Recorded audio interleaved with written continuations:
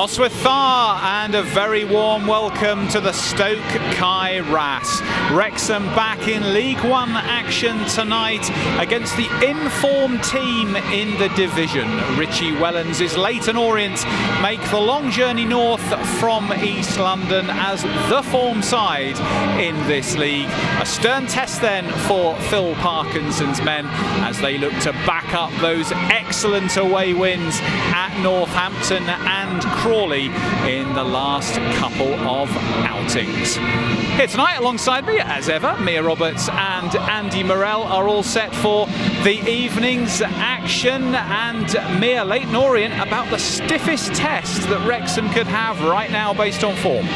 Yeah, they're absolutely flying, aren't they? I mean, very different story to when we played them. I know it was very early in the season, back towards the end of September, in what was a game maybe I think we came away from feeling maybe a bit lucky to just get a point. But yeah, a very good side who've proved himself really well over the last few games. I think last 10, most informed team in the division. So yeah, you know, a team right up there in terms of playoffs. If they can get a few points today, they'll be right on our tail. So tonight's a real big game, and one hopefully Wrexham can come out on the right side of. Andy, January was tough for Wrexham, 3 defeats in the league, but February has been a dream so far. Those 2 away victories and 2 wins in the Virtue Trophy. We always talk about momentum in sport, and after a difficult few weeks, it seems Phil Parkinson has reset. Those new signings have settled in, and things are starting to go in the right direction once again. Yeah, well, I think the 2 new signings might have just ignited the group again, you know, just given them a big boost that they needed at a really difficult time that they were going through. We are fidgeting around with the formations and players in, you know, round pegs, square holes, etc. But it seems to have just ironed itself out. And in the game on Saturday, I saw a real different Wrexham away from home, really. They really went for them and right from the off. And I thought it was a much better performance. And that's what you've been calling for on previous shows, exactly for that. Yeah, well, maybe the personnel in the team didn't allow us to do that, but now Smith's up top. He has got energy, he's got legs, he's mobile. He gives us that press and he can lead it, and then you've got the nous of Rodriguez around it to then learn and go off him as well. But then the legs of the 3 in midfield, they understood. It just looked like they were prepped better to deal with the formation that they were going up against. I didn't think Northampton were very good, to put it that way, but we still had to do a job, and they really did go for them and then getting 2-0 up, they were comfortable for the rest of the game, but they controlled the game away from home, which we haven't done before. Let's have a look then at the team Phil Parkinson has named for tonight's fixture, and unsurprisingly, after that solid away win that we've just been discussing, no changes in the 18. That means Mark Howard continues in goal. Arthur Okonkwo having to be a patient man at the moment, just deployed in Virtue Trophy action. So Howard, the 3rd choice at the start of the season, very much the 1st choice right now, and the bench as well remaining unchanged. Mia, we chatted last time we were together for the Virtue Trophy victory over Bolton about strength in depth in this squad, and the likes of Paul Mullin and Ollie Palmer, George Evans, Jacob Mendy. It shows you the quality when they can't make the 18. Yeah, the list just goes on. I mean, we've been talking a lot about that squad depth and how much of a strength it is to us right now, and to the point where we're listing players and, you know, almost forgetting some big names as well in there. You know, the likes of Tom O'Connor, someone who's played a high number of games so far this season, been really vital, someone who can slot into a couple of positions in that starting 11. So you know, I think we're just on top of the world really in terms of that squad depth, and obviously, you know, players still to come back as well in the likes of people like Elliot Lee, Calburton, obviously brilliant to see him back on grass, I think this week. So, you know, a lot of huge positives at the moment, and no real surprises from me that Phil Parkinson's picked that same 11 and, well, same full squad really as Saturday, after what was, you know, a really good performance, like Andy says. Andy, you mentioned Sam Smith and what he's brought. What's your view on Jay Rodriguez from what you've seen so far? Well, what I like about him is that he's playing the role that they sort of asked Elliot Lee to play. He's a striker first and foremost, but he drops in, helps out when we're against it, when we haven't got possession of it. He's able to do that, but he's also a really good link man. He links the play through little passes, little cute passes, keeps the ball for us. He's just very clever, obviously vastly experienced, but he offers a goal threat as well. He'll be disappointed that he hasn't got a goal yet, because he's had 2 good chances in the 2 games he's played and he hasn't taken them. Hit the target both times, but keepers saved both of them. He'll be looking to get on the score sheet as soon as he can, because that always helps a striker. But the pair, the relationship that they've got already after 2 games, it just looks like they work really well together. You know, they're not the same type of player. Yeah, and that's going to be crucially important, Mia, isn't it? Because I saw an interview with Sam Smith in the programme tonight where he says it was hard joining a squad halfway through a season. You've not got the same depth of muscle memory, if you like, in how you're going to combine with your colleagues. Is there a way of accelerating that process, do you think? I think you've just got to have that confidence in yourself, and you know, a player coming in already on 11 goals, I think it was for Reading. It doesn't discourage you, does it? I mean, it only gives you that confidence that you know you've done it in this league already, and I think the confidence as well that Phil Parkinson to put him straight in there shows that, you know, we trust you and we know you're good, you're up to this and can do that job. And you know, talking about Jake Rodriguez getting that first goal, for Sam Smith to get that first goal on Saturday, really important. I mean, like I say, I think he knows he can do it, but just getting that one, but first of all in the back of the net, it's you know, sometimes harder than is done. So you know, absolutely delighted for him to get that, and hopefully now he can kick on, because so far he's just looked electric. I mean, I've been so impressed, and it's, you know, it's only been a couple of games. He just occupies defenders. That's what he does. He occupies a back 2 or a back 3. He's running. He just asks that question in behind all the time, which stretches the pitch. The defenders can't switch off. They have to drop, which then gives your midfielders a chance to play, and it's just worked so far. Let's have a reminder of how the League One table looks tonight before we go into this evening's fixtures. We'll have a focus on the fixtures themselves a little bit later in the build-up to kick-off, but always good to have a reminder of where things stand. Wrexham second in the division at the moment as we go into tonight's games, having closed a couple of points on Wycombe Wanderers on Saturday. Wrexham third, in the league, 2 points behind Wycombe Wanderers in second. So that gap reduced after Saturday's games. Wycombe in action tonight, so a Wrexham win tonight and a Wycombe defeat could see those places reversed. But Leyton Orient, well, you can see on screen there in 6th place, played 30 points 50. That recent run of form is only the half of it, because in the last 10 games they've won 8, drawn 1 and lost just 1 game. So hey, very much been the form side. Mia, Leyton Orient have made their break up through the division. I mean, it must be said some of those wins have been against teams in the lower echelons of the table, but you can only beat what's put in front of you, and clearly that builds belief. Exactly that, and you know, it gives them a great platform now when they're playing some of them bigger boys higher up the table, that they know they've already got a few points on the board. It takes a little bit of that pressure off, doesn't it? And that's something maybe you can look at Wrexham so far this season. A few times when we've gone away from home against the sides lower down the table, we haven't quite got over the line, we haven't quite killed teams off, and that's something they've been doing as of late. I know they, you know, only got a last minute one on Saturday against Crawley, but they've been superb, and a lot of credit has to go to Richie Wellens. I think he's a real top manager. I think there's a bit of interest sniffing around him at the moment, possibly from a few championship clubs. So you know, hopefully he stays in this league, because I think he's a top manager. But no, they're a real top side. They've got, you know, a lot of top quality players that tonight I think could cause Wrexham some problems. So I don't think anyone here tonight, you know, really knows exactly what to expect from them. A few changes for Orient as well. I think, you know, 3 at the back is quite a few. So it might, you know, take Wrexham maybe a first quarter of this first half to really work them out. Yeah, as Mia says, Andy, 3 changes in the back 4 from Richie Wellens, from the team that beat Lincoln on Saturday. It's a lot of disruption in one part of the pitch. Is that an opportunity, do you think, for Wrexham to try and take advantage of early in the game? Well, quite possibly, but these play a really weird way, if you like, an odd way for this league. They have inverted fullbacks. They go into the pitch and make numbers up in the midfield. So I think it might take Wrexham. They'll obviously be working on it since Saturday, but it's something that they might ask a different question to what's been asked before of them here. So it'll be interesting to see how we combat that and how we go up against that. I'd just like us to get after them straight away, right from the start. Again, really front foot. I think that's what the front two will do. I think the midfield have got the legs to do that, and if we do that and put pressure on them, then we need to start the game well. There are a few similarities between the clubs, Mia, of course, because Leyton Orient had their dark days. They dropped into the National League, and Wrexham, of course, came up against Leyton Orient in that era. And tonight, chance to renew hostilities and memories perhaps of the National League a few years ago. Yeah, definitely, but I think, you know, the records currently stand. I don't think we've beaten them since 2003. I'm pretty sure it's before I was actually born. So hopefully we can, you know, quash a few of them tonight. But yeah, you know, definitely a potential for a massive game here under Stoke Grass lights. Excellent, Mia. Andy, we'll let you step out for a second because I can see Phil Parkinson is with us. Phil, good to see you this evening. Thank you for joining us. Delighted, I'm sure, with that win against Northampton on Saturday. What have been the messages in training this week to try and ensure you back it up tonight? Yeah, I think obviously looking at Orient, looking at the detail of the way they play, with and without the ball, obviously they look to play behind the opposition back four a lot, or back three. So we've got to be alive to those runs. The full-backs will lock into our wing-backs. There should be space down the side of their two centre-backs. They tend to have in the 4-2-3-1 the three in behind the one can play quite high. So we're looking to get Rathbone and Dobson in those pockets and Rodriguez dropping into those areas. But obviously a team in good form, but so are we. Yeah, absolutely. Two teams coming together in very good nick. 3 changes at the back, it looks like, for Orient tonight, of their 4. Perhaps unusual to see so many players changed in the same part of the pitch?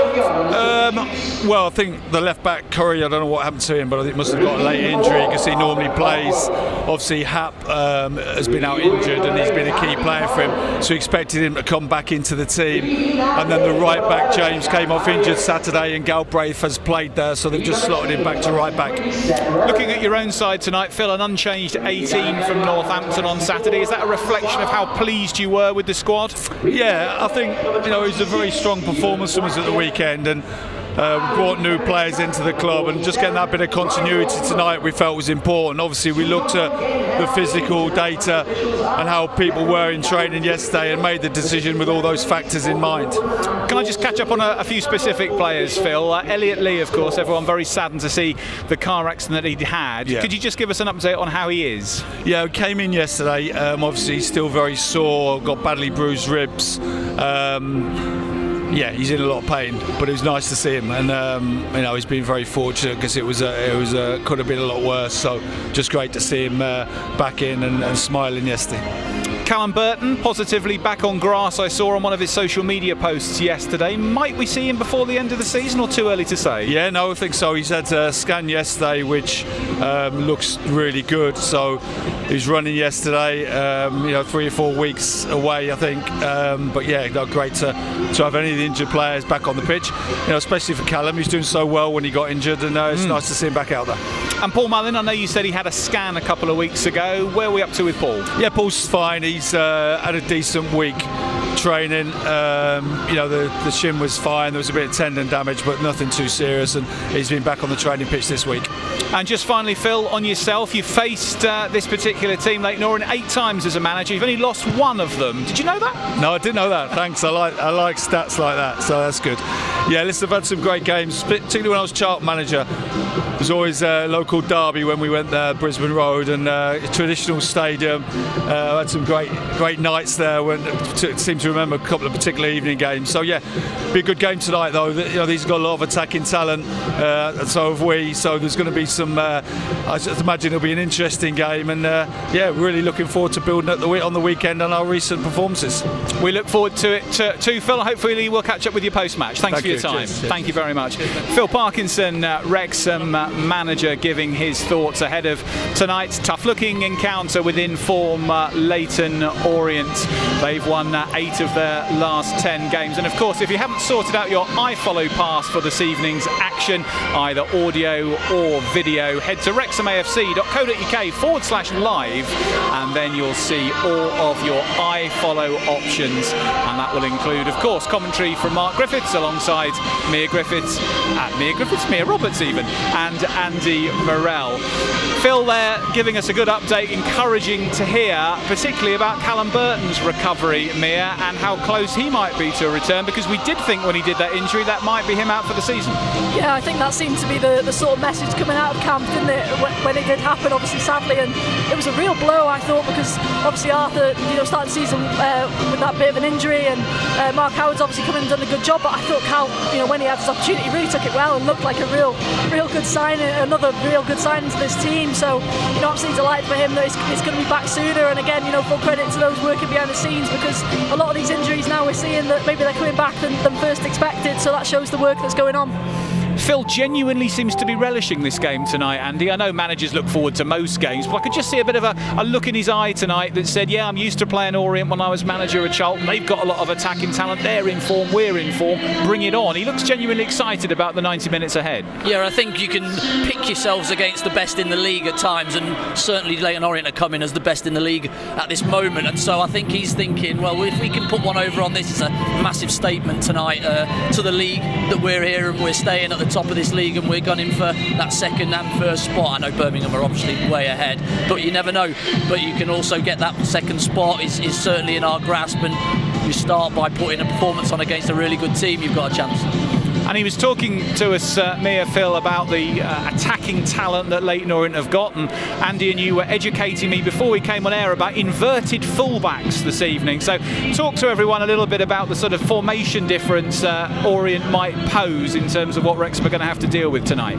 Well, I don't think it's something League One has seen too often in the past. I think it's more of a Pep Guardiola sort of philosophy, isn't it? But, you know, we sort of had a bit of a debate, didn't we, about whether it be Pratley or Galbraith going in that right back or sort of left back position. And it could be either, because they're both midfielders, and that inverted fullback, all it will mean is they'll just step in and sort of play that sort of false fullback role in a way. And I think it gives Leyton Orient a real opportunity. I'd be interested to see who does actually go out there, because I think obviously a lot of our strengths come out wide, and I think if you're putting Pratley maybe against a James McLean or a Ryan Barnett, I think, you know, there could be some potential areas there where we could cause them some real problems. But like Andy said before, Leyton Orient at times can have that sort of chaotic sort of tactic style where they can catch teams out just because they've got so many players running all over the pitch, sort of thing, that it can cause you sort of real problems.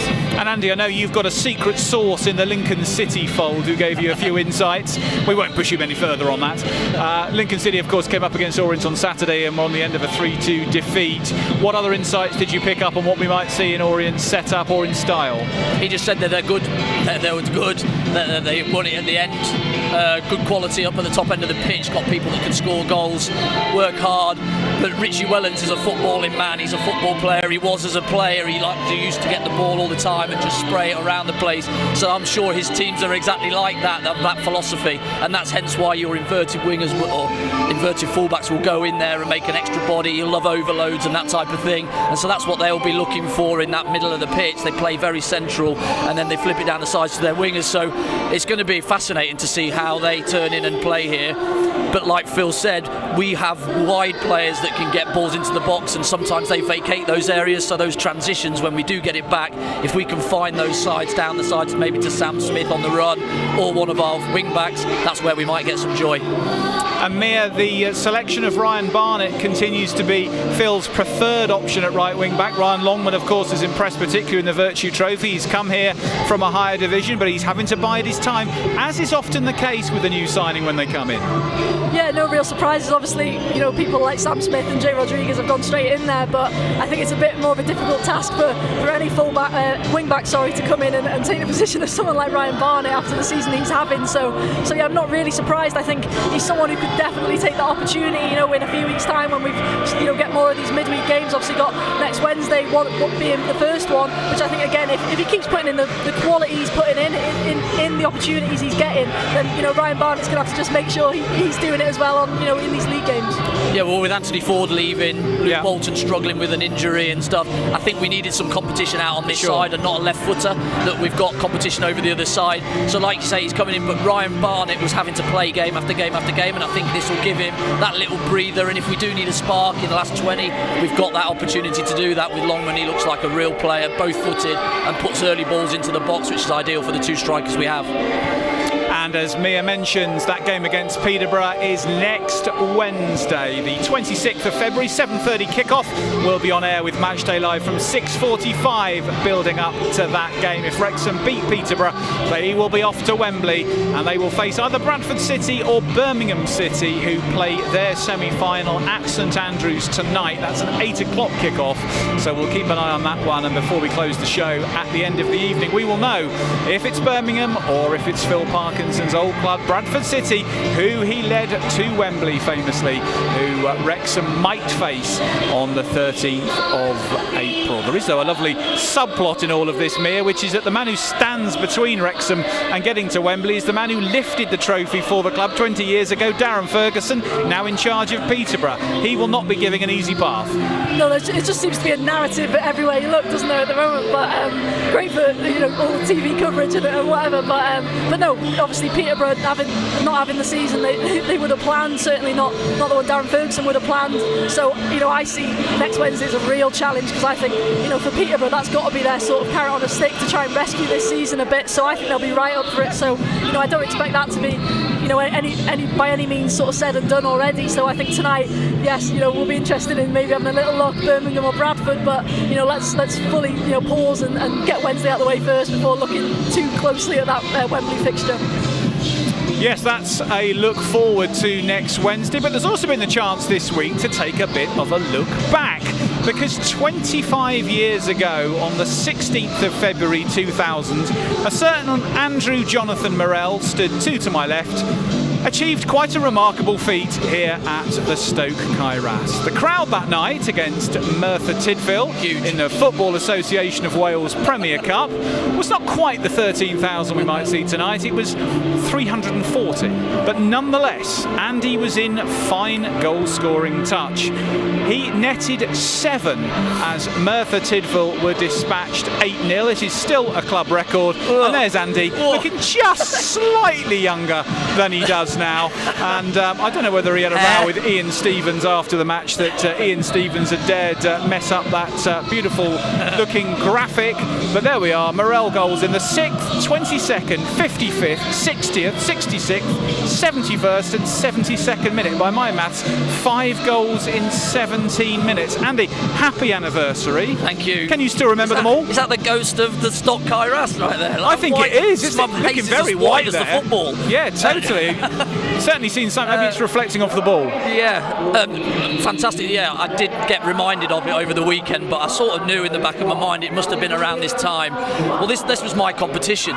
Because I wasn't a first team regular, I had to use the games that I got into the first team as a chance to go and show what I could do. And so I'd played TNS the round before, scored 4 in that, and then that day was just one of those days. As a striker, sometimes you have them. Ian Stevens must have had 5 or 6 chances, and the keeper saved them, and they just end up at my feet to tap into an empty net.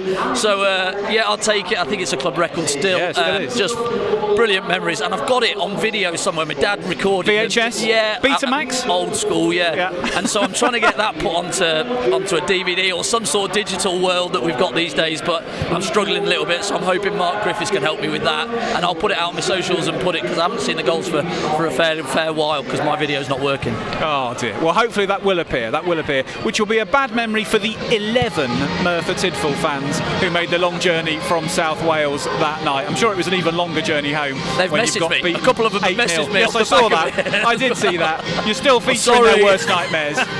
Well done, Andy. Well, whilst we're talking about players who have played in yesteryear on the Stoke Kairas behind us, we have a chance to have our Played for Both feature. And this week, an opportunity to catch up with a player who starred in the Premier League in its early days in the early 90s. He played most of his football between the two clubs down at Leyton Orient, but also spent time on loan at Wrexham and was prolific in the few games that he played. I had the chance this week to catch up with former Wrexham and Leyton Orient striker Carl Griffiths. To Wrexham against Leyton Orient this evening on Matchday Live. Two clubs you represented, of course, and Wrexham, a club that you had connections with from a very early age. Yeah, it was a great club. My dad was born in Pennycai, which was great. We used to go home and away with Wrexham when I was probably 4 or 5, and took me everywhere. And we had some great times, and had some good times, some bad times, and some sad times really in the end. But it was a good team to support, especially the one game I remember. Well, it wasn't one game; it was about 4 or 5 games where they played where Wrexham played West Ham in the FA Cup, and it went to 4 or 5 different replays in the end, and Bobby Shinton ended up scoring the winner, and obviously Wrexham went through, which is funny how things stick in your mind, but now there's no replays now in the FA Cup. But it's just a great club, some great memories, and some great people there. own career, Carl, was really kick-started just over the border at Shrewsbury Town in 1988. You spent 5 years there, almost 150 games and over 50 goals, including the Golden Boot in 92-93 in League One when you scored 27 times. And that got you the dream move into the Premier League, Manchester City, in a deal that was potentially worth £1 million. And it gave you 2 years of playing in the top flight. What a dream move. Tell us a little bit about what it was like to play for City back in that era. It was a great move. It come a year after scoring them goals. Obviously, there was 27 league goals, 39 goals altogether. You think you would have got that move that year, but nothing materialised. Because I'd had, well, I didn't know this till March the 1st, actually, when we had a 30-year reunion, that they turned down about 8 different clubs for me in the end. Only because the chairman's still at the club, and the director who took me up to Manchester in the end told me that 8 clubs. Liverpool was one that come in for £1 million, and that was when I was 16, and they turned that down at the time, which was, they could have told me, you know what I mean? But it was just great to hear things. But yeah, it was a great move. I had a great time at Shrewsbury. Gave me great experience. I was in the first team at 16. We're playing with some great players. Obviously, an ex-Wales and Wrexham player, Mickey Thomas, was my room partner, and it was just great, good experience. Had some, I had a little rocky period, and then John Bond come in and he looked after me and gave me a great learning curve to the game. Ian McNeil signed me, which was great. Chick Bates was there, but I had some great players around me. I had some, David Moisey, who is at, gone back to Everton now. We had some great Scottish lads. We had some good experienced players, Doug Groovies, and it was great for me. And it helped me really. And obviously got the move in when I was 23, which come probably at the right time, I think. Yeah, I wasn't young. I was still learning the game. And it was a great move for £1 million and ended up, I think, £500,000 over appearances. A Wrexham supporter all your life. What are your reflections from a distance, and what do you think your dad would be thinking about what's gone on over the last 4 years or so? Oh, he'd be over the moon. He'd be turning over in his grave, bless him. But we've had some great times there, and what the new owners have done is phenomenal. It all. They've actually pumped some money in there. They brought the right players. They've got Elliot Lee in there, which I know his dad, Rob Lee, is from around here, which they brought some great players in. And, it's great. They get another promotion this year. It'll be like AFC Wimbledon again, won't it? But and even just talking about Mark Hughes, I remember being at the racecourse, and I don't know if you remember it, his goal against Spain, the volley. That'll be with me forever, that will.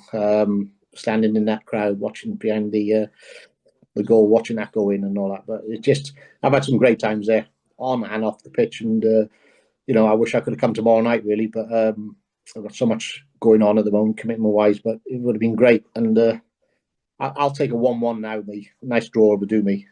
Keeps me happy for both sides then. I was going to say it's a good diplomatic result for you, Carl, as well, isn't it? Just before we close, let's just touch on your time in the Welsh shirt, because I know you played for Wales through the age groups up to Wales B level, but also pulled on the Welsh shirt for a special occasion. Yeah, no, I had some great times. Met some great players in the Welsh squad. Obviously, Gary Speed comes to mind, being the same age. Giggsy was around about the same age. And Speedy was great, because I was 16 in the first team at Shrewsbury. He was in the first team at Leeds, so we really clicked and got on really well. We used to room together, and it was a sad time, but obviously played 15s, 18s, 21s, and the B, and played for the first team with Gordon Davis' testimonial at Fulham, Wales v Fulham, which was Gordon was a great player when he was playing Fulham and Wales, and obviously played in between Rushy and Mark Hughes, just in the hole. And them little things you remember. I'll remember them forever. And playing, you just can't believe you're in the middle of between these two. And it was great. Had a great day, and still got the shirt now. And it was an honour, an absolute honour. And Terry Orriff was good for me, but I just had so much competition. You know, I had Mark Hughes, Rushy, Dean Saunders, Johnny Arts, Ewan Roberts. It was tough. It was quality strikers there, yeah, Carl. it was. Unfortunately, way past, yeah. So, you know, I do regret not getting many caps or any caps, really. I've got, obviously, caps that my mum's kept. But yeah, it was great, and it was just an honour to put a Welsh shirt on and a Wrexham shirt, really. Oh, lovely to hear from you. Thanks so much for all that you've shared. We'll keep an eye out on the results to see whether your 1-1 comes to fruition. But great to hear all your memories, and thanks very much for joining us on Matchday Live tonight. Thank you very much for your time, Chris. Appreciate that. Thank you. Former Wrexham and Leyton Orient forward Carl Griffiths catching up with me yesterday, a man who starred for Leyton Orient and also in a brief cameo loan spell for Wrexham. Me, Carl, talking a little bit there about his days at Wrexham and at Orient, but also at Manchester City, and he played with and against some serious stars of the Premier League era back then.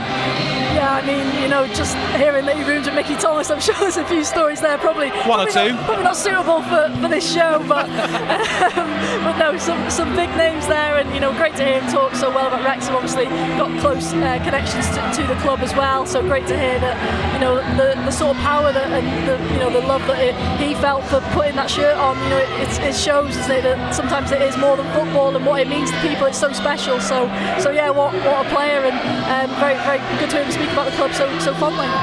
We touched on, just before Phil joined us, Andy, the similarities between Wrexham and Orient in terms of sharing time together in the National League, Orient getting out quicker in 2 seasons than the 15 it took us. But what Carl was saying to me yesterday before we actually recorded was the very strong sense of community at Leyton Orient, and how, as one of the smaller clubs in London with some huge clubs around them, West Ham, Tottenham, Arsenal, Chelsea, and of course a bit closer to home there, Charlton Athletic, there's always been a strong community feel to the club. Lots of talks at the moment of a possible takeover, a new stadium for Leyton Orient. You played there as a player. Do you see similarities as well with Wrexham? Well, I think the community aspect is certainly something that vibes with both clubs, because it's so important. We've seen what it can do here, that when you get the community behind you of what can be achieved, and they're certainly trying to do that. You know, they haven't got the money that these big clubs around them can spend, so they've got to do it another way. They've got to find a different way. And so what they do really well on the pitch is loans. They get really good loans. They've got good communications with obviously Spurs. They've got a couple of lads, Donnelly, especially in centre mid. He'll be an impressive player, have a really good career, I think. They've got Galbraith in, you know, who was a loanee from Manchester United. Then he's stayed, obviously, and signed. So they use that market better because they haven't got the finances to go and buy like what we're doing here. So they're doing it a different way. But what they do need to do is just encapsulate and keep those punters coming through the doors, and that's the community, and that's what they've got to do. And just finally on Carl Mear, fascinating to hear him say, despite the fact he'd played for Manchester City in the Premier League and all he's achieved in his career, those handful of games for Wrexham, when he first pulled on that shirt, because of his heritage with his dad being from Hennikai, he described it as the proudest moment of his life. It shows you what this club can mean to people, particularly if you get into it from a very early age. Yeah, absolutely. And I obviously speak as a Wrexham girl born and bred, and to have just played one game, whether I came on as a sub or not, it just means the absolute world. And it's great to hear him, as an older guy as well, saying exactly the same. And I'm sure maybe his family might not agree that that's the proudest moment of his life, but it'll definitely be up there, won't it? So it's lovely to hear him be so open and honest about that. They weren't there to disagree with him on that Zoom call. So great to have Carl Griffiths with us for our Played for Both feature. Don't forget, we always love feedback on Matchday Live. You can put a comment in the comments on YouTube, or of course you can send us a message through X with the hashtag WXMMDL. Always good as well to hear from folks watching far and wide. We know we've got viewers all around the world, so let us know where you're tuning in from, and always good to hear where you are. Well, of course, Wrexham's away form needed a bit of a kickstart after some patchy results around the end of last year, and the last two away performances have certainly been that. Let's catch up with what happened on Saturday as Wrexham made a victorious trip to the Midlands to face Northampton. The throw-in won eventually by Brunt. Dobson quickly back to Howes. and quickly out of that crowded centre of the pitch. Howard over the top, and again Smith's after this, and Willis lets it bounce. Smith runs onto it in the box, hits it, and Sam Smith has scored his first goal for Wrexham. He took a push in the back, it didn't bother him. First time left foot finish across the keeper, and Wrexham take the lead. Well, what a punt from Mark Howard, straight down the throat of it, and it's Sam Smith. He's making that run constantly. They're all at 6s and 7s, the back three. Dice pushes Smith in the back, which might have put him off balance. He holds himself and bangs it to the left of Sanchez. No chance. 1-0. Brilliant. Sam Smith has started this game so well. His running, determination and the intent with those runs thoroughly deserves the goal. Oh, 100%. It's a proper striker's finish. That is, like you say, you feel the shove in your back. But I'm not going down to someone else can have a penalty. I'm not going down to the ref and say no penalty. I'm just drilling this. Tremendous finish. Yeah, that was brilliant. And Wrexham go back to O'Connell, who stands up the diagonal. That's a tempter, but Dyche stretching, heads it away on his foul. Rathbone, edge of the area. Can't quite bring it down, but he keeps going, hits it, and it's in 2-0. Ollie Rathbone continues his scoring run. Typical Rathbone persistence. I thought he'd lost it. No, he just keeps going. He just kept going, didn't he? Yeah, run through the challenges. So again, it's that long ball over, really struggling to head it away, and Rathbone picks up the second ball. I can't quite make out who just lets it go across his body. I think it's maybe Rodriguez. And just like you say, Rathbone just keeps going. And what a finish as well. Doesn't quite catch it, but what he does do is it's right in the corner, in off the post. 2-0. What a start. Yeah, sensational. We're not quite halfway through the first half yet. But Wrexham, 2 goals to the good. And I think Northampton would have liked that free kick, because Smith is interfering in the respect that he's making people play. That's a good ball down the flank, and now McLean takes on McGowan, pulls it back beautifully. Great save by the keeper. And now it's Barnett just pushing it down the line. Matty James back inside nicely. Barnett accelerating now. Has Smith ahead of him. Finds him. Right channel just outside the box. Hits a shot deflected. That'll be a corner. That's a nice piece of play by McLean. Spots Dobson a bit of space and controls a volley to him. Now it's Barnett on the right, taking on Pinnock. No cover for Pinnock, and Barnett cuts inside him to the edge of the box, lays the ball backwards. James over the top, lovely ball. Fletcher with a header, and he doesn't get it right. So Northampton just building neatly down the left-hand side. There's little time left now. The ball is fed back to Dyche in his own half, and that is the final whistle. Well, I think that is by far Wrexham's best display away from home, with intent both ways, with and with the ball, and they've certainly dominated that game. Victory then at Sixfield Stadium on Saturday, closing the gap on Wycombe Wanderers. Wrexham starting tonight's match in 3rd place, but potentially with the opportunity to overhaul the Wanderers into 2nd if they win and Wycombe lose. Let's have a look at the fixtures around League One this evening, because there are 5 other games in addition to this one against Leyton Orient. Wrexham with Mansfield Town looming up next away on Sunday. They are in action tonight. Nigel Clough's team, who are struggling at the moment, they face Lincoln City. Crawley against Wigan at the top there. Shrewsbury against Huddersfield. Huddersfield have been having a sticky patch, but they won on Saturday. They're right in the promotion mix, as we know, but Shrewsbury scrapping for their lives under Gareth Ainsworth might prove tricky at Crowd Meadows. Stevenage, Wrexham's nemesis this season, up against struggling Burton Albion, and Wycombe Wanderers at home to Bristol Rovers. Mia, you'd think on paper Wycombe will fancy their chances there, but it wouldn't have helped Wrexham if Bristol Rovers could perhaps dig out a point. No, absolutely, but given Wycombe's, as of late, they haven't looked quite the same team, have they, since losing Matt Bloomfield, which is obviously for us absolutely brilliant. But yeah, hopefully, obviously, we've got to do the business on here first and foremost. But yeah, if Bristol Rovers can, cling on a bit like they did against us at their place, place, then you never know. Hopefully they can get something, and obviously, you know, like you say, Huddersfield and the team who've maybe just took the foot off the gas a little bit in recent weeks will be wanting to sort of hit back with a real statement, and hopefully, hopefully maybe Shrewsbury can stop that tonight. Andy, we had a chance to have a look again at the action from Northampton on Saturday. You were on commentary there, but of course tonight will be the first chance for the home fans to see a start for Sam Smith, and although they saw him come off the bench against Bolton in the Virtue Trophy, the first chance to see Jay Rodriguez start as well. Do you think it'll be important for them to get into a good rhythm early on to get the crowd behind them? Would they be nervous? I wouldn't have thought so with the experience that they had and the way that they're playing as well. You know, Jay obviously vast experience, and Sam getting his goal will have helped massively on the weekend. As like I said at the start, the Northampton game was a lot more polished, a lot more controlled away performance that we've been sort of asking for. We kept the ball a little bit better. We've used Matty James and the two midfielders really well. We went into them before we went a little bit longer.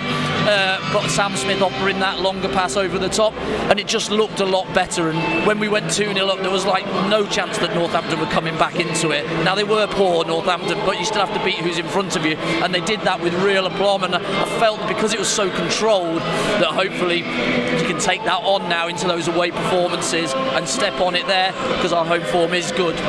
Goals in the Wrexham team now, attacking threat from the Orient one. We're going to see goals in this game tonight? I think this is going to be so tight. Thanks for putting me on the spot there. But I only asked you if we're going to see goals. I'm not going for a 2-1. I'm going 2-1 anyway. Yeah, I am. Okay. Because I think it's going to be really tough. But like you say, I think we've got an extra goal threat in our team now, and it looks like we're going to be able to score goals if we get the ball in those right areas. So hopefully, fingers crossed, we'll come out 2-1 winners. Confident, Mia? 1-0 Wrexham, I think, for me tonight. I think, you know, Keeley in goal for Orient, real strong goalkeeper, arguably one of the best in this division. So I totally agree with Andy, really tight, but hopefully we can just get over the line. Okay, well, we'll soon find out. The players about to emerge from the tunnel. If you haven't sorted your iFollow pass, head to wrexhamafc.co.uk/live. All the options there. Mia Roberts and Andy Morell will be alongside Mark Griffiths on commentary. We'll be back here on Matchday Live. Same link on YouTube at half-time to review the opening 45 minutes. We look forward to seeing you then.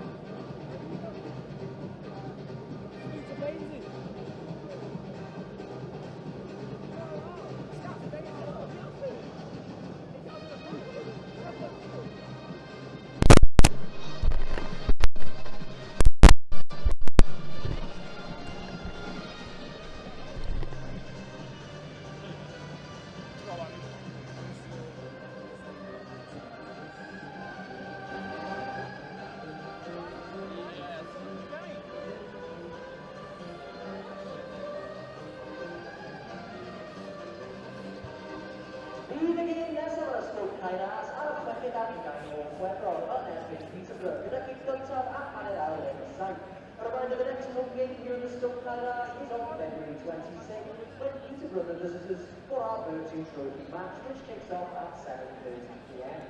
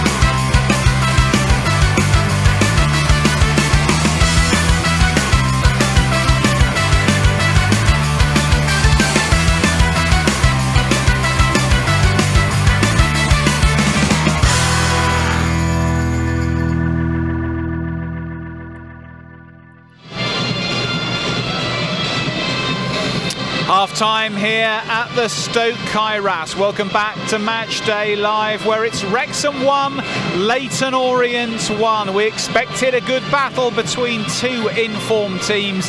That's exactly what we've seen in the first half. Orient were the stronger in the opening 15. Wrexham struggling to find their early rhythm, but that all changed on the quarter-hour mark. A deep corner from James McLean swung in left-footed from the right, and Ollie Rathbone found himself in plenty of space at the far post to turn the ball home for his 5th of the season. Wrexham after that really finding their groove, creating a number of chances through the rest of the half. Jay Rodriguez going close on a couple of occasions. Sam Smith also denied on a couple of occasions too. But we spoke before the match about the danger of Charlie Kelman, the locally born striker who has actually represented the United States in age group football. And Kelman turned quickly to fire right-footed, first time past Mark Howard on the half hour to level matters, his 10th of the season. Orient have looked dangerous on the break, moving the ball quickly through midfield.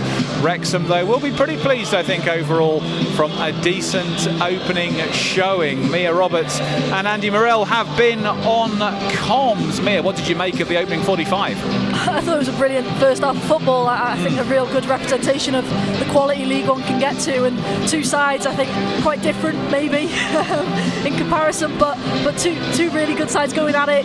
Both really good. Obviously got clear plans of play, and Leyton Orient really fascinating I think to watch, just in terms of the movement just on that pitch, players sort of going wherever they want to at times, and which has caused us a few problems, but in other opportunities we have dealt with. So I think it sets itself up for a really good second half, which hopefully delivers like that first. Very fluid, as Mia mentions, Leyton Orient. Andy Perkins and Pratley both getting forward well, and Kelman looks a real threat up top. Yeah, it's that side of the pitch that's causing us the problems. They've got in a couple of times, and it's Pratley from midfield going into those spaces, but we're deciding we're going really brave. So McLean's going right in with Galbraith. Brunt has to go out to Perkins, which leaves a big hole behind him, and either O'Connell's got to shuffle or you've got to track your runner from midfield, and it's Pratley that's making that run. We just haven't quite got that balance right yet, and Pratley's done one good cross and two not so good, and the one that's got was decent has got through Brunt and got to Kelman, and he's managed to spin on it and score. So that's certainly something they'll be addressing, I'm sure, in the changing rooms. But it's been a brilliant game, a really good game to watch, fascinating from a tactical point of view. We're seeing a lot of balls being pinged left to right, and Wrexham certainly playing their part in that. Lewis Brunt and Matty James have both caught my eye, Mia, in their ability to try and move the ball quickly over distance. Yeah, I think you can tell a top player when they sort of don't even have to look at times, they just know where that ball's going, and Matty James has done it quite a few times in that first half, particularly out to Ryan Barnett into that bit of space, and it's been top draw. The quality he's shown has been exceptional really, and that link up, I think we've spoken about it a few times, utilising obviously Ryan Barnett in that channel on the right side, and they found him really well, and to be fair, Sweeney's marshalled him well I think as well, but Ryan Barnett seems to be growing into this game more and more, and I think he had that one chance where he did actually knock it past him and almost led to a goal for Wrexham. Just looking at the stats on screen there, Andy, 58% possession for Leyton Orient, but Wrexham have forced 5 corners, Orient yet to do so. That kind of tells a bit of a story, doesn't it? Because that's reflecting a little bit the styles of play we're seeing. Yeah, and 8 shots as well on their goal as well, which is great to see, because you don't have to have the ball to be to point, get into channels, run forward, be positive, playing behind them. Smith is offering that all the time. He's constantly looking along that line and trying to get played in. A couple of times he's been unfortunate with the spin, just stopping slightly. If the ball skids through a little bit, he's probably in on goal. But we've had chances, even though we haven't had a lot of possession of the ball, we've had chances coming in from crosses, because our wing backs are the free players at the moment. So the quicker we can get it out to them, in the better quality we can get from them, then I'm sure we'll get more chances in that second half. When we first saw Lewis Brunt in the Virtue Trophy earlier in the season, Mia, one of the things that you and I chatted about was his distribution and his eye for a pass, and in fact I wondered whether or not Wrexham's best chance that they didn't take in this first half was one where he played an absolute slide rule ball through, Sam Smith in hot pursuit, tripped, and you thought if he'd stayed on his feet there he'd been through on goal. No, and we spoke about it on commentary, Sam Smith had a couple, I think he had one earlier on as well, where he's just lost his balance, just not sure whether he needs to maybe change them studs, but... Yeah, I wondered about that. But yeah, I'm not sure. But no, Lewis Brunt, he shows he's got that quality that he can make those passes in behind, he can also step forward in the ball, he just got the timing just right, didn't he, because he carried it for a few seconds and then lets the pass go. But I think he's been really good. I do think he'll be a bit disappointed with the goal we conceded. I think maybe he's just off balance, not quite judged it right, that maybe doubts Pratley's going to actually make it to that ball, but no, again, like we've said so often so far this season, he's been real top draw, Lewis Brunt, and has shown what a great signing that's been. And just a word on Ollie Rathbone, Andy. I know he said in an interview after scoring at Northampton on Saturday that he wanted to add goals to his repertoire this year, and he felt he had them in him. He scored again tonight, but not just that. Some lovely touches in midfield. One turn in particular that had the crowd on its feet, a kind of Cruyff turn in the middle of the park. He's getting better and better, and if you stop the clock now and said player of the season candidate, he's got to be right in that conversation. Yeah, absolutely. And I think Smith would have been right having a go at him as well, because they had a chance to play him in and then he does his little roulette skill and off he goes on a different direction.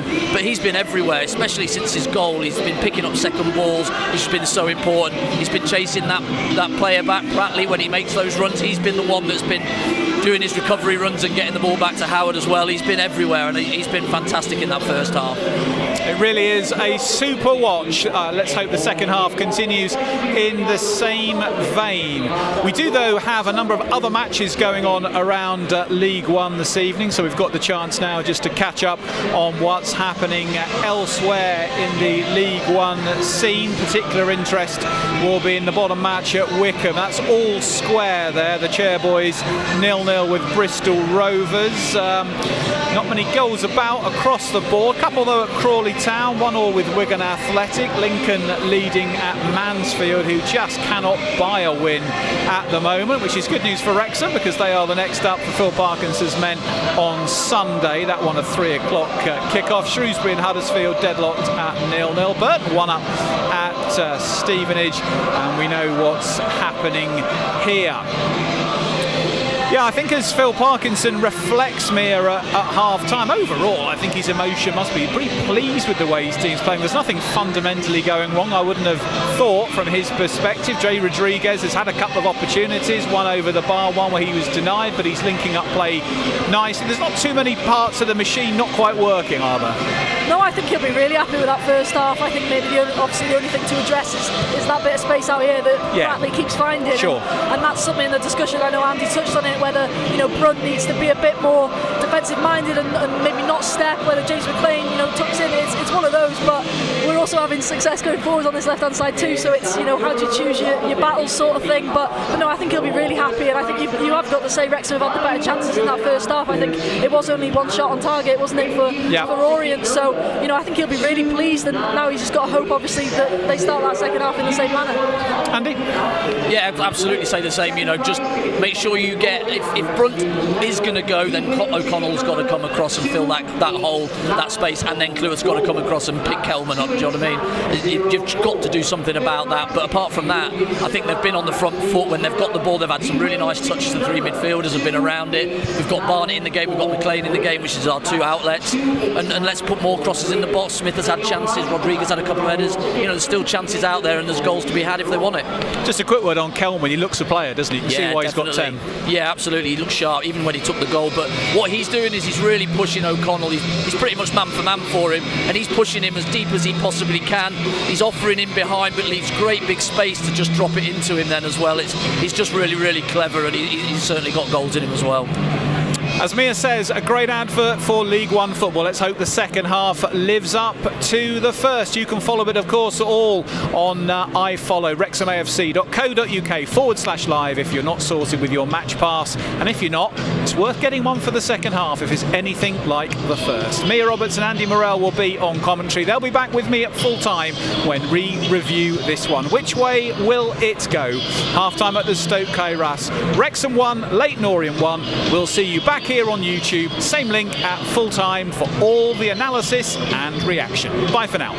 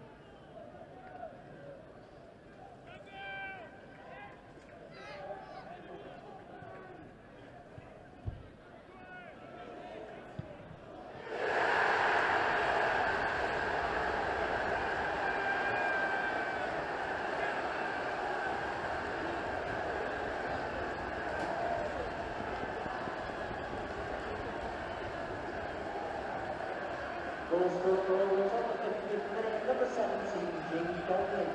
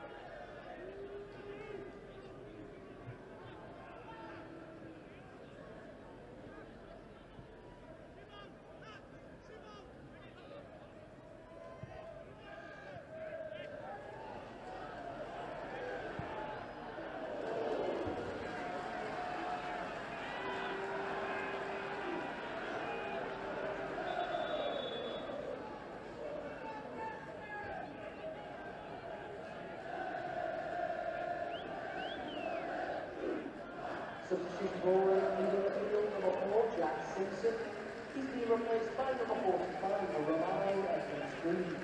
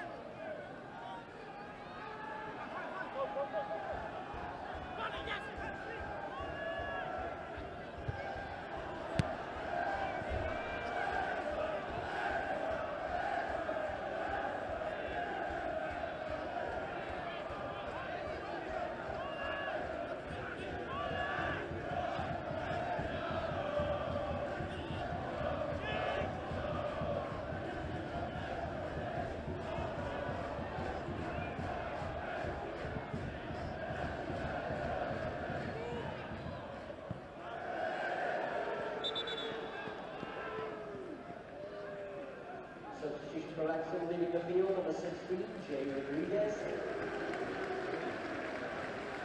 He's been replaced by number 26, Stephen Fletcher.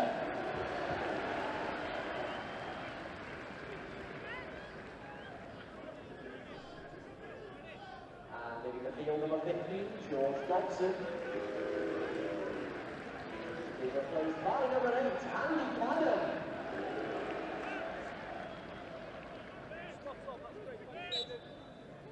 Let's go now.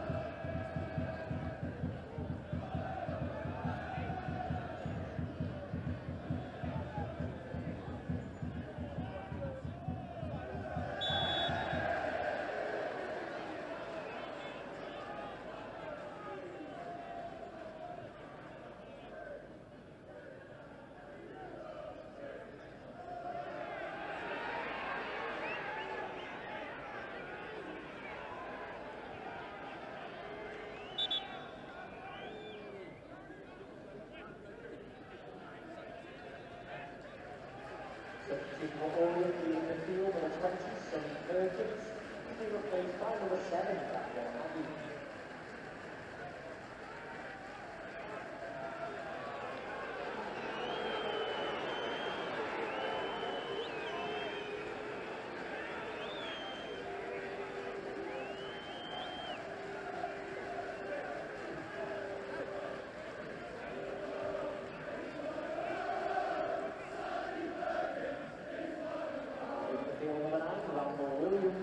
He's been replaced by number 47, Applewood.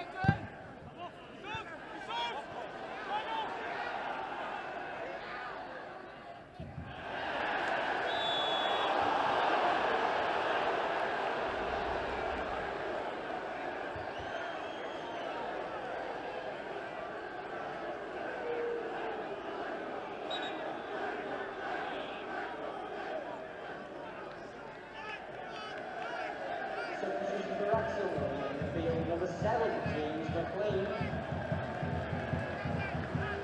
He's been replaced by number 47, Ryan Longman.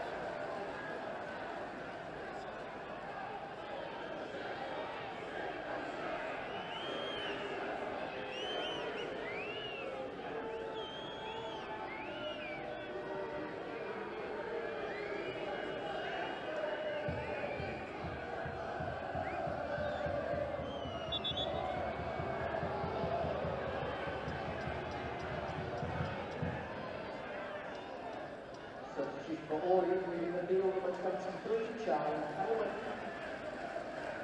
He's replaced by number 15, John Ford.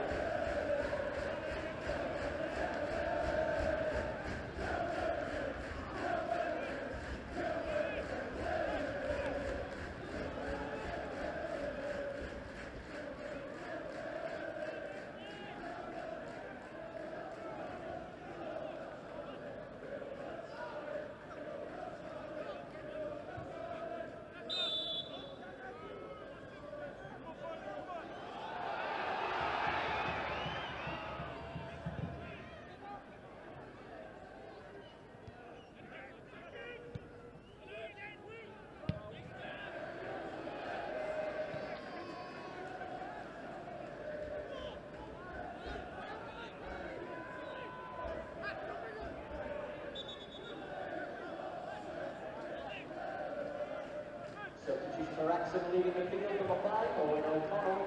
He's been replaced by number 11, Jack Marriott.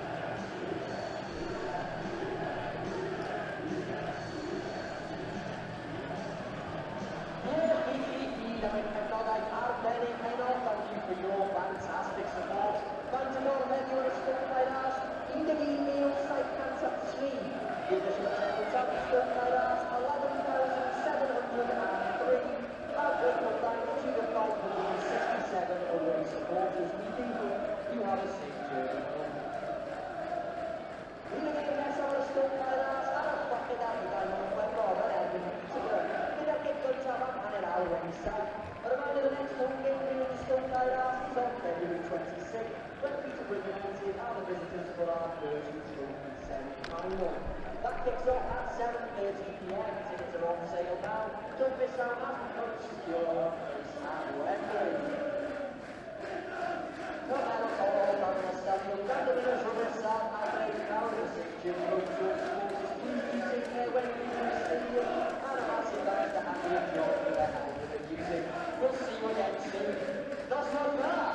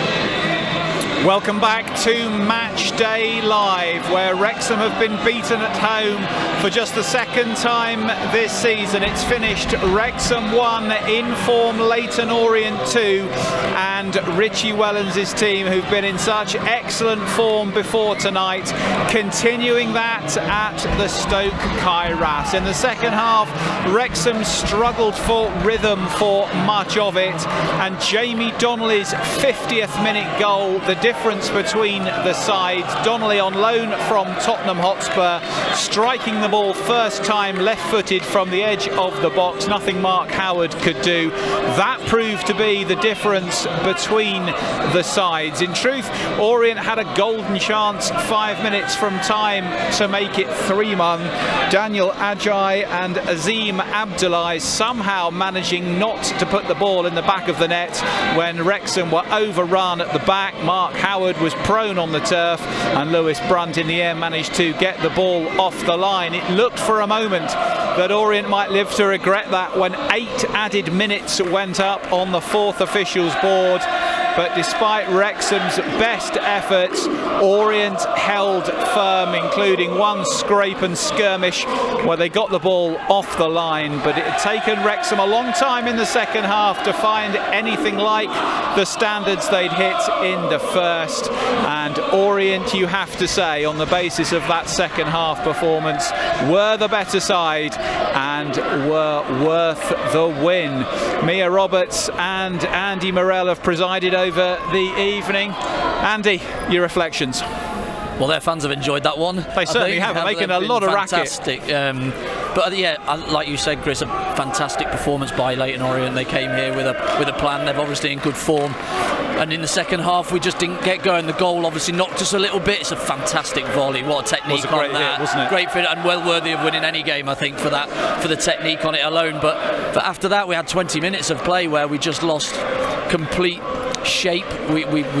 It was very disjointed. We couldn't make a pass. We just went long. We just panicked, really, I felt. And then just it wasn't for the last 10 minutes plus the injury time of 8 that we really started getting the ball out to Longman and making a pass that made them then we were able to put our crosses in and cause them a few more problems. And then off the back of that, we have a chance right at the end. And unfortunately, it's a great save by Keeley and he keeps them and 3 points at Leyton Orient. Mia?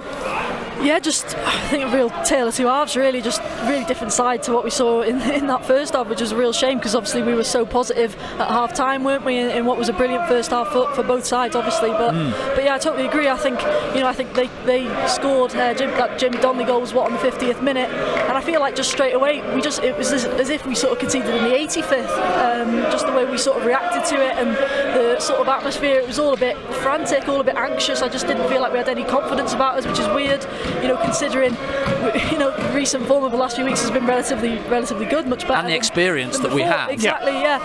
And even when they went down to 10 men, I feel like we said it on comms, we still didn't look like we had that extra body, that extra man. There was still that bit of panic, just a bit forced going forward. And yeah, I just feel like maybe a bit of a waste opportunity, really, particularly after that performance in that first half.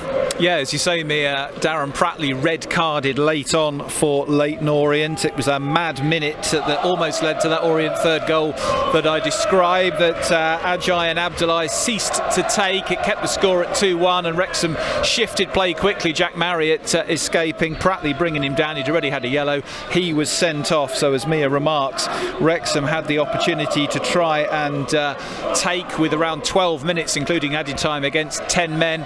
They couldn't take it. You can see the stats on screen there, 18 opportunities for Wrexham. They could only take one of them. Wrexham definitely having the better of the aerial duels there, and you can see the 26 clearances for Leyton Orient, but most of those would have come in the last 10 minutes or so, I think, Andy, because it was the siege of the Alamo at the end, unsurprisingly, when you're trying to get back in a game and the opposition are down to 10 men. But I thought the Orient defence held up really well. As you say, Keeley only really had one serious save to make.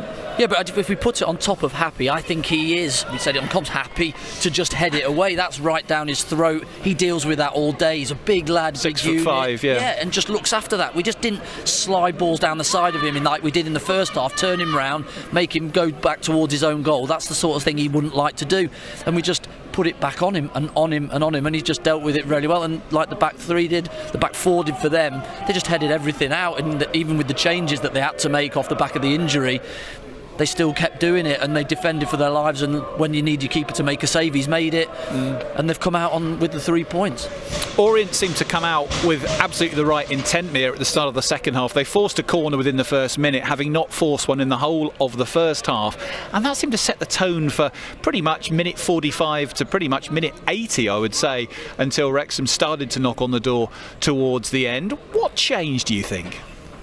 Honestly, I really don't know. I think, a lot of people in the stadium tonight probably were quite confused that there was just that lack of reaction, which, often, obviously, even at home games, you're going to fall into the cosh, particularly in sometimes the way we play as well.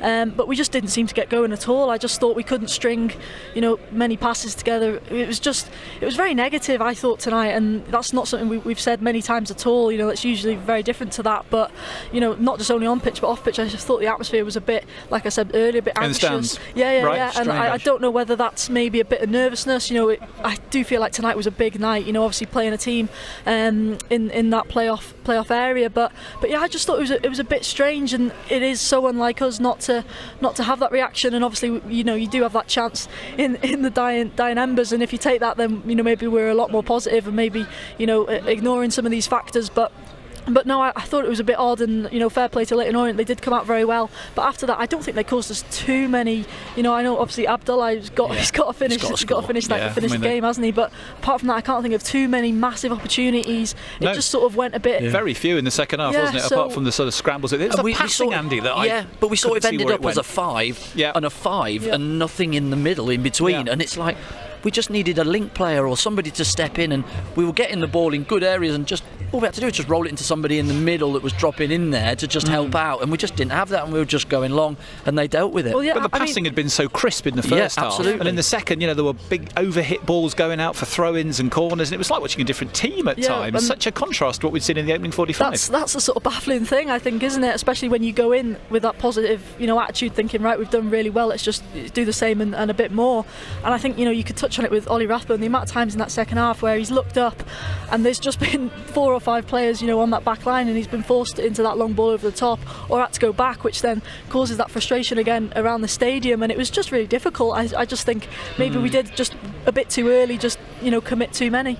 Yeah, and that's always the risk, isn't it? You always try and throw more forwards on when you're chasing a game, but inevitably it makes you go more directly, doesn't it, Andy? The trick almost is getting that blend, so you're not attacking on fast forward. You've actually got someone who can draw players forward and then play the ball. Well, a shape to you, and we didn't really have that shape when we put an extra striker on. Maybe it's something you do need to work on. If we're chasing a game, this is what we're going to go to. We're going to go to 3 strikers, we're going to go to 2 in the middle, we're going to go to back 4. Whatever it is, you've got to have some sort of shape and structure to your play and know where the next pass is meant to be going and those patterns. But we just lost all our shape, and like I said, we're disjointed from back to front, and we just couldn't make a pass, like you say, and then you're forcing it, and it frustrates the crowd and it frustrates everybody. It's a shame, because that's not happened very often here. Yeah, it was a strange atmosphere, like you say, Mia, because the Leyton Orient fans, as is often the case with away fans, certainly for as long as they're either winning a game or in the game, were noisy, but the racecourse didn't seem to kind of come alive tonight and get behind the team when it needed it, perhaps. Yeah, and I think that can happen. Tuesday nights, cold. Yeah, different but dynamic. For me, I think the weird thing for me was it was very early that frustration came. Obviously, like we said, Jamie Donnelly scores in the 50th minute. There's still plenty of time in that second half, even when you're touching towards the 80th minute.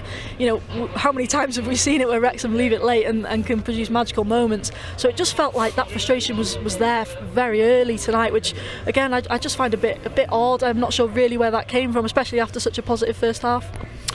Let's have a look what's been happening elsewhere in the division tonight to see where that leaves things as we move into the final third of the season. Wycombe Wanderers in action tonight. They were certainly going well earlier the last time I checked, and yes, Wycombe Wanderers have had a good night there. They'll be delighted to see the results from the Stoke Kairas, because that will open up that margin back to 5 points. Now let's go through the scores in full, and then we'll have a look at the table. Crawley 1, Wigan 1. Mansfield's travails continue, beaten 3-0 at home by Lincoln City. Wrexham head there, of course, on Sunday.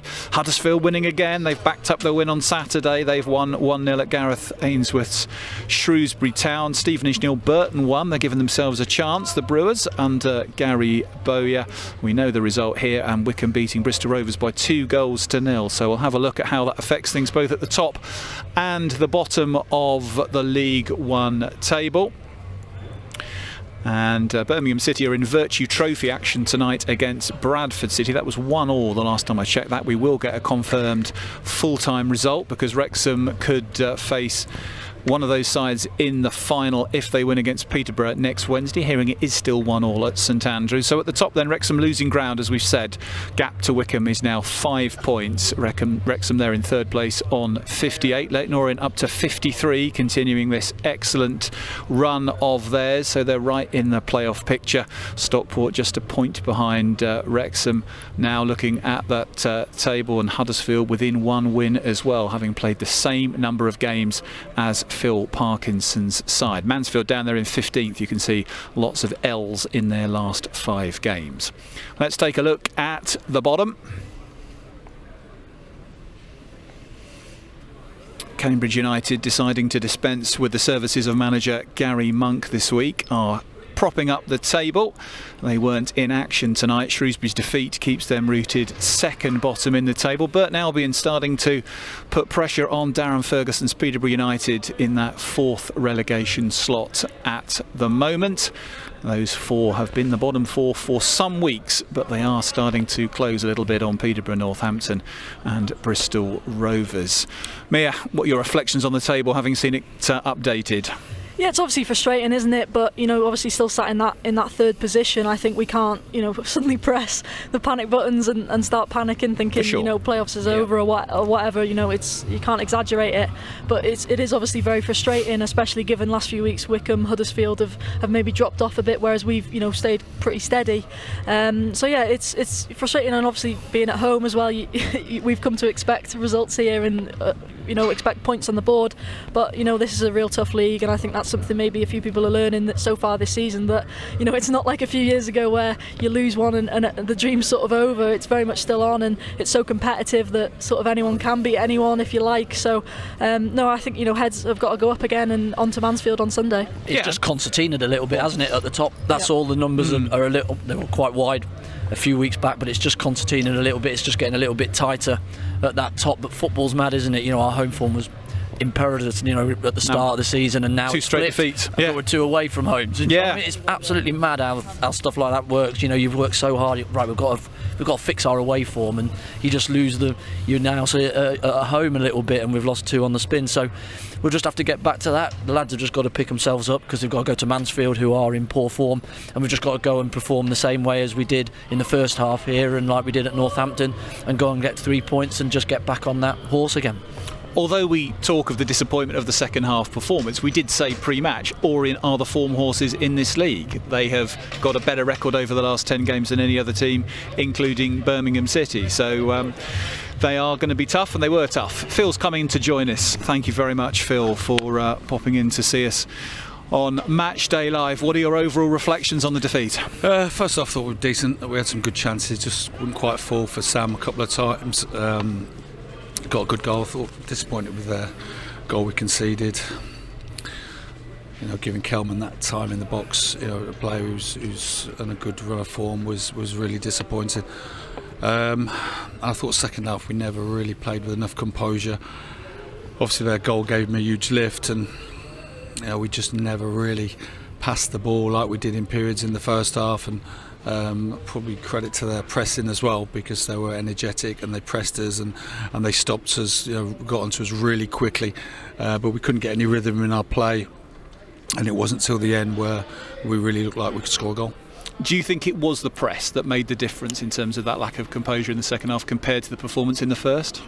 I think so. I think the goal inevitably gave him a lift, and then the subs gave him that energy, and we just didn't play with the composure we needed to in the game. It was almost like we tried to play a pass to score, in terms of keeping the ball and kind of getting a bit of control in the game.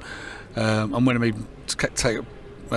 make a pass to score, that means that we don't need to force it every time we had the ball, and we never really linked the play in that second period, and that was disappointing. And like I said, I need to have a good look at that. They were energetic, and they stopped us, and they did well. But could we have done better? Of course, yes. You said before the game that you thought Orient were going to bring plenty of threat, plenty of goal threat. Was the way they set up and played what you were expecting in terms of formation and style? Yeah, no, exactly. Almost exactly how they've been playing, and they're a dangerous team on the counter. And obviously when we were chasing the game, second half, we were always vulnerable to that. And they've got good pace in the team, and so there wasn't any difference to how we expected them to play. I felt if we got in at half time 1-0, I'd have fancied us to win it, because that goal was they hadn't really threatened us at that point. They had a few kind of got in down this right hand side, but nothing had come from it. And it was frustrating to concede that goal against Kelman, who we spoke about in the build up to the game, that we needed to be touch tight with him in the box. Your team had created a number of opportunities in the first half, Phil. Were you thinking, as those were not being taken, this could come back to haunt you? Yeah, Barney was having a good day against the lad at left back, and he was threatening, and like I said, so many nearly moments for Sam. There's one in particular where the defender's done well to kind of like put him off a little bit and then get a clean connection, and then other moments where he was clean through, so it just wouldn't quite fall for our striker. Jay's had a couple of good headers, which just wouldn't fall for us, and you need those moments to go for you to win games of football against a good team. Clearly 2 excellent away wins have preceded this one, and prior to the Stevenage game, Phil, you'd been impregnable at home. Why do you think this shift around? The waveform's improved, but now a couple of defeats at home. Yeah, listen, I need to look at that, and we just need to look at this game on its own first of all, rather than get too carried away with home form, etc. We didn't play like we can second half. Kick into that end. We pin teams in, but we pin them in with a good mixture in our play of switching the play, coming out one side, going down the other side, and probably the amount of times we did that, it was so few and far between. Near the end, last 10 minutes, we looked like we could have scored and should have scored. One last-ditch header from the lads, take it off Fletcher's an outstanding bit of defending. A couple of ricochets in the box didn't fall for us, but all in all, in the second period, we didn't do enough. Phil, thanks very much for coming to see us, and all the best for Mansfield. Thank you very much. Phil Parkinson, the Wrexham manager, giving his reflections on that defeat. Wrexham beaten here at the Stoke Kairas, and the news from St Andrews is that Birmingham City are leading Bradford City by 2-1 in the Virtue Trophy semi-final. So if it stays that way, Lyndon Dykes has got the goal there, so if it stays that way, and hopefully we can bring you the full-time result before we sign off for Match Day Live.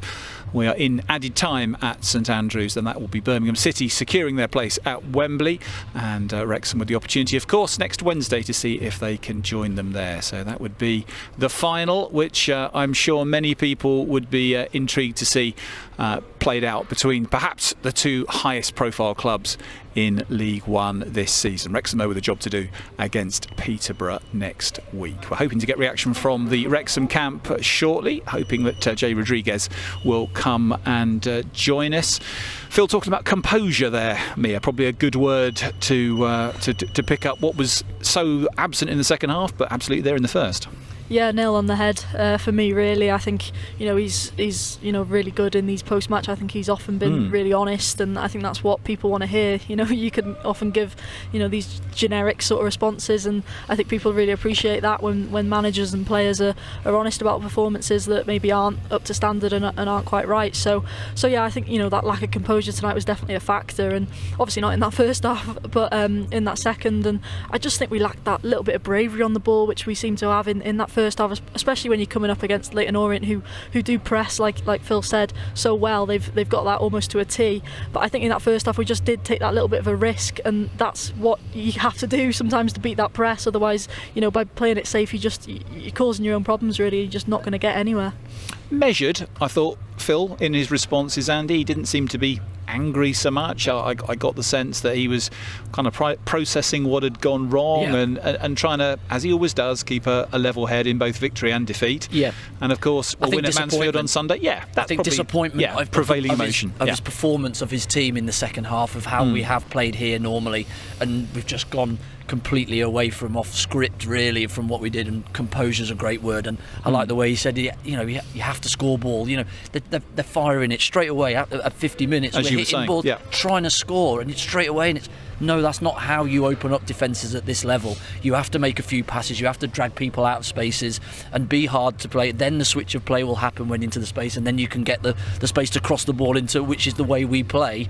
We just had none of that in that second half for that period in the middle of the, and that's where the frustration from, I think, everybody in this ground, bar the 1,000 that Leyton Orient brought, was we just didn't do what we normally do. When we go behind, we normally act really well, stand up and start playing again, and it doesn't really knock us, but it really did today. There is an aspect, though, Mia, still, isn't there, about the fact that Rodriguez, Smith, Longman are still settling in. I mean, that's three of your outfield players. Longman, I know, came on as a sub today, but you're still trying to integrate into a team that have been together quite a while now this season and get them playing and understanding and moving, and that is going to take a little bit of time. And it's probably not a surprise that as yet players of such proven quality haven't been able to click with new colleagues to put together a result here that perhaps you might expect. That said, we've just come off the back of 2 away wins, so it's important to keep a sense of perspective. Against the form team in the division, they've come up short, but ultimately there is still a work in progress on the field, and there are still 2 away wins that have been banked in the last couple of weeks. Yeah, I think perspective's, another brilliant word to describe it, really, and I think that's what probably Phil will do later on, and over the next few days before Mansfield, is look at it from maybe a few different perspectives. And like you say about these new players coming in, already they've shown moments of having that little connection, that little bit of chemistry here and there, but that's only going to grow and that's only going to get better. And I think it's as we move towards the real latter stages of the season, when you look at the last 10, last 8, when it really matters, when you've really got to grind out these results, that's when hopefully them relationships will be there, and it'll be at full strength, and hopefully that's when we can really push on towards the end of the season. Yeah, well, those passes for Smith that we got right in the first half, we didn't quite get right in the second half. Yeah. And again, the frustration was coming. But that's the relationships from your fullbacks, your wing backs, those balls forward. What type of ball do you want as a striker? They're learning this still with them coming in, and we've worked it out that Smith is a runner. He's a runner. He runs in behind. He offers those channels. So can we get the ball to him maybe a little bit earlier? Can we play it a little bit lower so it doesn't sit up so much, so he can come onto it? Those types of things they're still understanding, because we haven't had that for the first 4 or 5 months of the season. So you've got a perspective, is, like Mia said, a great word, because we're all right. We're all right, and you can't get too high, can't get too low when you lose. But you just got to make sure that you look at it, work it out, what went wrong. We didn't play in the second half. There you go. There's a start. When this happens again, this is not what we do. This is what we do. Rectify it. Move forward. It's going to make the selection interesting, Mia, for the Virtue Trophy semi-final next week, because if there is some output of tonight when Steve Parkin and Phil, Aidan Davison and the other coaches sit and look at it, and it's about playing style, length of pass, etc., there's almost a case to say, well, send the first team out for the Virtue Trophy semi-final. Yet there'll also be an awareness to say, we've got a big squad, we've got players that we want to get minutes, we don't want these players just training and then suddenly thrown in because we get a bad injury in a couple of weeks' time and they've got to come back into a League One fixture having had no football. So some awkward trade-offs, and particularly when you're only one step from Wembley. Yeah, I think so. I think Wednesday's massively dependent on Sunday's performance and result as well. I think that'll be really interesting to see if anything affects that, because I think they'll already have plans for what that Wednesday game would have looked at maybe before today even, but then obviously after that as well, I think it's an early kick-off, isn't it, on the Saturday then, so that also affects your sort of planning and sort of scheduling, but yeah, it's a really interesting one, and like we said, at the start of the show, the squad is such a huge asset to this club, and maybe puts us above some of the other clubs in this sort of run-in now that we've got maybe a few more quality players in the mix that we can throw in and have that quality and have that experience as well, which is probably more important in many ways, that can hopefully get us over the line. I think we've got to all have eyes on Sunday. That's the main focus. I think Wednesday will take care of itself when we get past Sunday. We have to go to Mansfield and we've got to put a performance on and we've got to win. Simple as that. Let's stay in that bracket. Let's not get caught right in the mix. Let's stay up above them, and we've got to go to Mansfield, who are in poor form, but we've got to still go there and do a job on them, and that's running around, that's doing the dirty work, that's doing the hard stuff, it's making the passes, all the things that we've spoken about for the past 4 or 5 months, and do them well. It's a good one to get, though, isn't it? We've played the inform team here. Now we've got team 24 in the form table who can't buy a win at the moment. Yeah, it is, but it doesn't really matter who you're getting next, because I'm hoping the lads in the dressing room are looking at each other and going, we haven't quite done it in that second half, we've got to be better than that, and we've got Sunday, it doesn't matter who's coming, but we go there and do exactly the same things as we did in the first half, and we'll be all right. Leyton Orient looks serious playoff challenges, Mia, don't they? I agree. Yeah, really impressed. I know we spoke a lot about them younger ones before the game, but I thought someone like Pratley as well really impressed, and I think they're going to definitely be up there in a few weeks' time. I think they're going to very much be in the conversation. Right, we've got Jay Rodriguez, I can see, is going to come and have a word with us now as part of post-match. Jay, thanks very much for joining us on Matchday Live. Appreciate you making the time. What are the reflections in the dressing room after this evening? Obviously it's disappointment. I think we to get ahead straight away was a really positive start, and then to concede and I think we're unlucky at the end not to get something out of the game, but I think overall I thought they played really well and it was a tough game. First half looked like the team was playing with real fluency, moving the ball side to side, creating lots of chances. Second half, didn't seem to be able to get in the same gear until perhaps the last 15 minutes. What changed out there? I'm not sure. Maybe a few things. Maybe the eagerness to, the willingness to go and score. Maybe we should have been a bit more patient, a bit more, just to keep the ball a little bit. But I think we'll review it tomorrow. But like I said, we'll stick together. We'll put things right. We've got a great game to look forward to on Sunday, so that's where we look forward to. The style of game that Leyton Orient played, Jay, I know you're obviously new to the squad and new to playing in League One. Was it different to the games you've been in so far in terms of the way they set up and went about things? Yeah, you could see they had rotations and overloads with certain players, and it was we were trying to manage that and I thought we did the first half we did it a lot better than second maybe, but no, like I said, they're a good team, good pressing team as well, and it was they made it difficult for us. Your home debut tonight, how did you find it? Yeah, it was tough. Obviously, you always want the dream to get a goal and a win, and that's always the thing. But we know that football's not like that. But no, it's always a pleasure to come here and play and be amongst the team, and like I said, keep improving, keep working, and put it right. In the time that you've had so far, do you feel with each game you're starting to understand some of the other players around you, the way they play, and they're starting to get to know the kind of runs you're wanting to make and the positions you take? Yeah, of course. It's we learn off each other every day, and like I say, it's a great group of lads. Great, they've made us feel welcome, and we've got to get on board with how Wrexham play, and hopefully that we can learn off each other and keep improving. That's the main thing for us is to keep improving and keep pushing forward. And yeah, like I say, we'll keep working at it.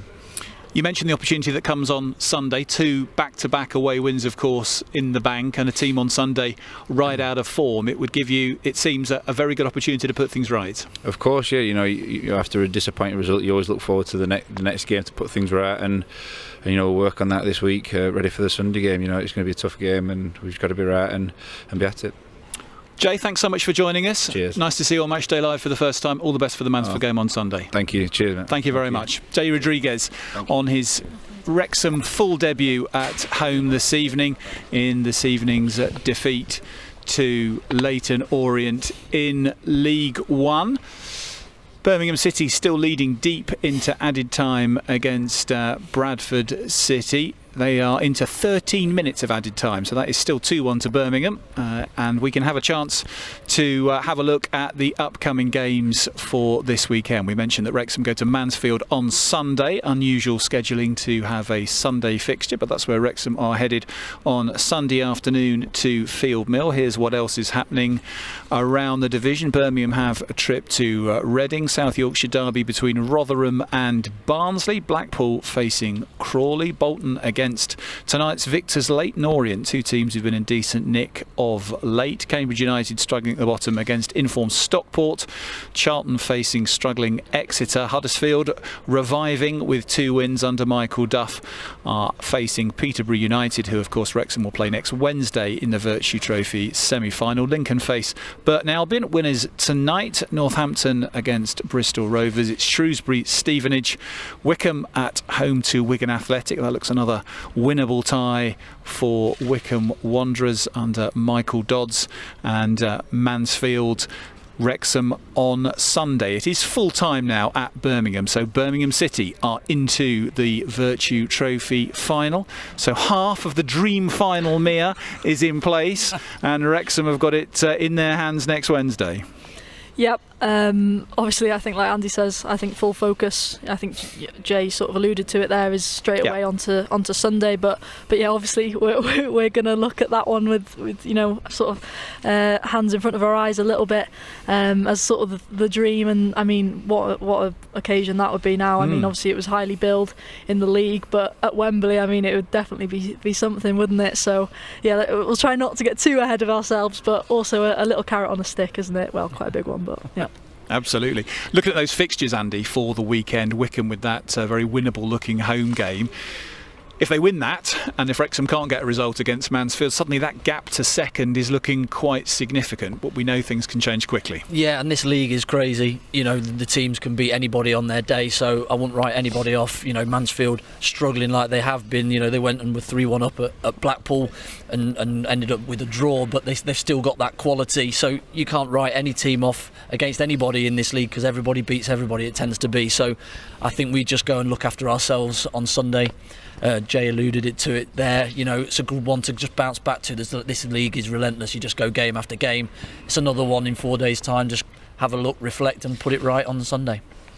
Andy, Mia, thank you very much for this evening. Enjoy the trip to Mansfield on Sunday. We'll be back here, of course, for Match Day Live next Wednesday night for that Virtue Trophy game against Peterborough United. Well, Leyton Orient made the long trip north to North Wales this evening as the form team in the division. And Wrexham, despite their strong home form this season, weren't able to quell Richie Wellens' side. Orient are a team at the moment who are making their mark in the division, but Wrexham are still right in there, and a victory on Sunday at Mansfield would soon turn eyes upwards again as Wrexham continue the fight to make their way out of League One at the first attempt. Thanks for joining us this evening. We'll see you next Wednesday. Diolch yn wylio from all of us at the Stoke Kairas. Good night.